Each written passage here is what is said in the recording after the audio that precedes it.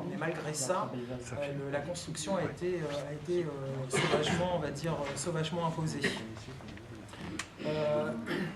Alors malgré ce qu'on dit, quand on demande à la municipalité d'Aulnay-sous-Bois de fournir un document qui nous permettrait d'avoir une vision sur les terrains qui ont été préemptés par la mairie et sur les terrains qui sont disponibles, ce document il existe.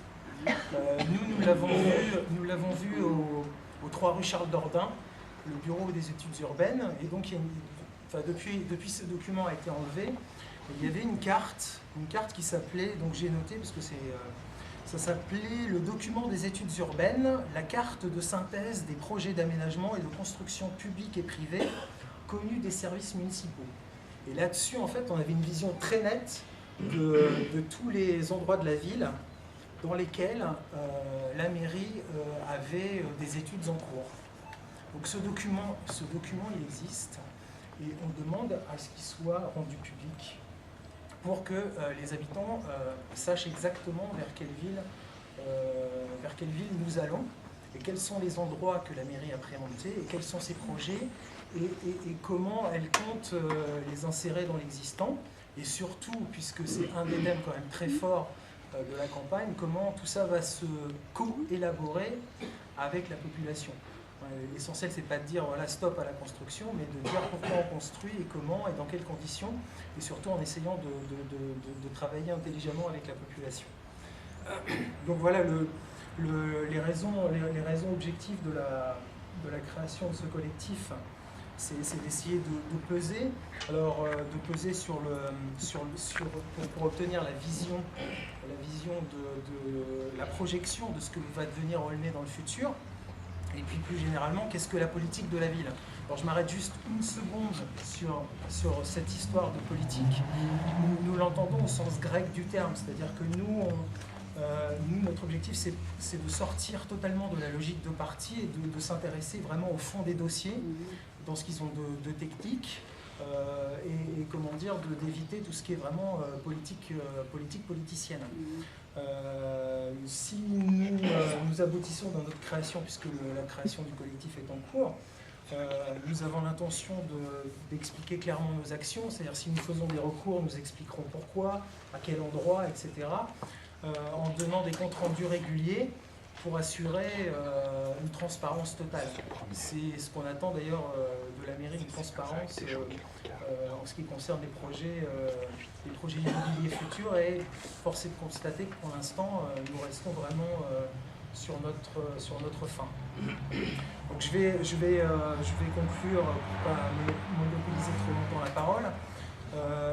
On a identifié trois axes d'action, dont certains ont été développés tout à l'heure par Alain Boulanger. Donc le premier, c'est l'urbanisme, vraiment comprendre ce qui va se construire, comment, pourquoi et comment associer la population. Donc ce que nous avons, avec ce souci de respecter l'existant, donc c'est ce qu'on a défini comme étant une politique urbanistique respectueuse de l'existant. Ensuite, après, évidemment, il y a toute cette problématique autour des commerces. On voit bien qu'il y a des grands ensembles qui sont en train de se construire de manière pharaonique à Aéroville. Il y a aussi ce que va faire le groupe Auchan, j'ai oublié le nom, sur le triangle de Gonesse, voilà, qui s'appelle Europa City, alors que tout le monde se plaint que si on va dans la rue Anatole France, on voit c'est en train de mourir. Même le boulevard de Strasbourg est surtout composé de commerces, on va dire de services. On sent que ça manque vraiment de vie. Donc bien que nous, en tant qu'association, on est avant tout préoccupés en priorité par l'urbanisme, la question du commerce et de l'animation du centre-ville en général, ou même des quartiers, des grands axes, nous concerne au plus haut point. Et puis le dernier thème, et là ça concerne plus entre guillemets le sud de la ville, puisqu'il y a un plan d'études de circulation qui est en théorie coélaboré, et qui, d'après les échos que j'ai eus, comme tous les dossiers, semble en tout cas souffrir d'un manque de transparence, de démocratie. Voilà, de démocratie. Donc, dont l'objectif était de réduire les nuisances dues au trafic de transit. Qui seront forcément impactés avec tous les projets de construction. Exactement, ouais. Tu viens de rappeler Tout de suite, c'est ça. Donc en fait, notre idée directrice, c'est d'agir pour préserver une qualité de vie optimale pour l'ensemble des habitants d'Aulnay-sous-Bois. Donc évidemment, derrière ces trois objectifs, il y a beaucoup d'éléments. Il y a évidemment le PLU, le plan local d'urbanisme, le PLH, le plan local d'habitat qu'on vous promet depuis des mois et donc, qui devrait normalement identifier le nombre de logements nécessaires, identifier aussi l'endroit.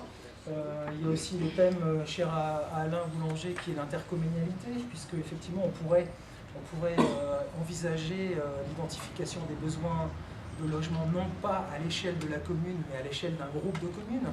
C'est-à-dire que là on pourrait peut-être voir des besoins dans une ville qui ne sont pas ceux d'une autre et peut-être répartir l'effort de construction.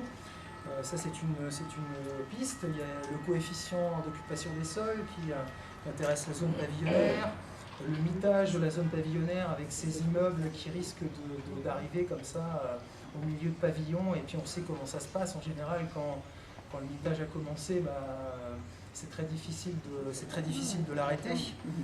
Et puis aussi, pour conclure, la question autour du fonctionnement des conseils de quartier qui reste pour beaucoup d'entre nous une vraie déception, une source sans fin de frustration, puisqu'on essaie vraiment de proposer des projets, d'essayer de travailler avec les élus en place, et malheureusement, jusqu'à présent, on a vraiment du mal à aboutir.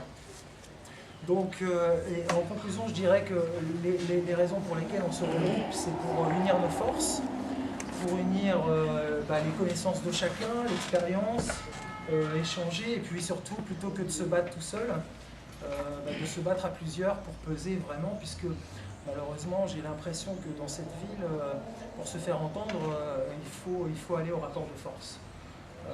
Donc c'est une des raisons pour lesquelles on se regroupe. Donc on a fait un premier recours route de Bondy, près du restaurant qui s'appelle Escargot, pour ceux qui connaissent. Et puis on sait qu'on peut faire des choses, que rien n'est perdu. Le meilleur exemple, c'est le recours qui a eu lieu il n'y a pas très longtemps, rue de Pimaudan, au numéro 13. Un dossier qui a été porté par un habitant, qui n'est pas dans la salle, mais avec qui nous avons de très bons contacts. Donc ça se situe dans la zone UD, qui est la zone intermédiaire, qui malheureusement abrite encore des pavillons, mais qui au sens du PLU n'est déjà plus une zone pavillonnaire. Donc la zone UD, c'est pas neutre, puisqu'on peut monter jusqu'à 15 mètres. Et justement, au numéro 13, il y avait le projet de faire un immeuble, et il y a un habitant qui s'est battu et qui a eu gain de cause, à la fois en première instance, également en appel. Donc voilà, éventuellement on diffusera ce document qui apparaît sur le blog aussi. Donc il y a une décision de justice qui peut servir de jurisprudence sur laquelle on peut s'appuyer. Et voilà, ce sera ma conclusion. Il n'y a pas de fatalisme. Et je pense qu'on peut changer les choses si on s'organise bien, si on travaille ensemble et si on collabore tous autour d'objectifs définis sur lesquels tout le monde peut, à mon avis, se retrouver, se rassembler. Voilà pour ce que je peux dire sur la question. On va attendre Benjamin Gilles.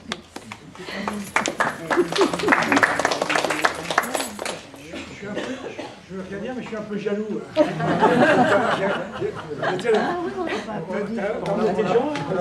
l'a refait. Vous le refaites.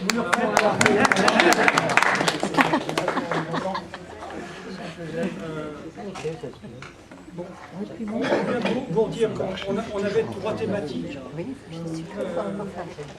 Dans ces trois thématiques, je ne sais pas s'il y a un vice-président du conseil de quartier qui a envie de prendre la parole.